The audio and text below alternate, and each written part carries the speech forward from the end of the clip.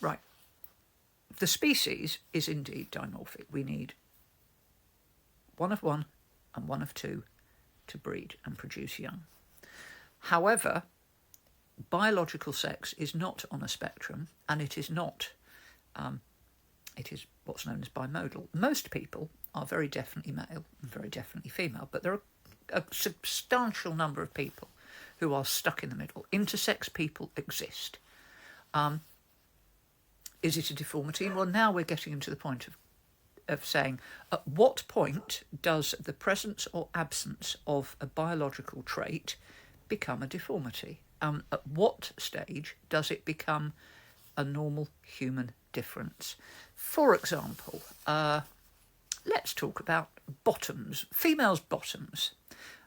Generally speaking, if you do a cartoon of a female, you draw it with big breasts, a big bottom, big curvy hips. But some women are as straight as boards. Some women never develop breasts. Is a woman who's got no breast and a very slender, narrow set of hips deformed, or is that part of normal human difference? Now, my argument is quite simply that it is part of normal human difference. Like I said, intersex people exist, and biological sex is not conferred by one single thing. It's not conferred by chromosomes or by hormones. Or the state of your body. There are a whole, there's so much on it online, there's no point me going in. I'm not a biologist. There are so many different things that go into us being able to say, you're a man and you're a woman. And there are plenty of people who fall on that bit where it's not immediately obvious. And you know what? You normally know. And they'll say, oh, I'm male, I'm female. They know. They've always known. Intersex people will often say, oh, no, I'm a girl. I'm a girl. It's not just about how they've been treated either. So, yes, there is a point at which something is indeed a deformity, and there is at some point where it is just part of normal human difference. And as always, in the middle is a big sloppy pit. However, like I said, if you want to know what somebody is, ask them. They'll know.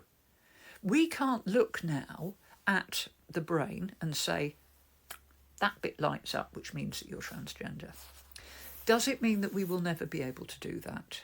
I don't know. I don't know if that exists because I can't look for it. What I do know is that in the course of my lifetime, we've mapped DNA. We are still learning amazing things about bodies, not just the human body, animal bodies, animal brains. It's all ongoing science. So you can't say, this doesn't happen. Well, you don't know. You don't know yet. But what you do know is that there are plenty of people who are saying, I might look like I'm male on the outside, but honestly, I'm female. Believe them. Why would they lie? There's no reason for them to lie. Their life is going to be very difficult because you don't know quite what it is. So, are they deformed? Well, sometimes it's an obvious deformity, and sometimes it's just part of normal human difference. But it doesn't matter whether it's a deformity or whether it's part of normal human difference.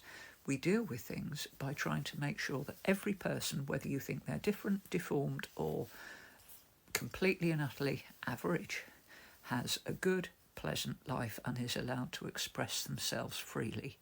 And it's not up to you to say to somebody, I don't think that you are what you say you are. That's just rude.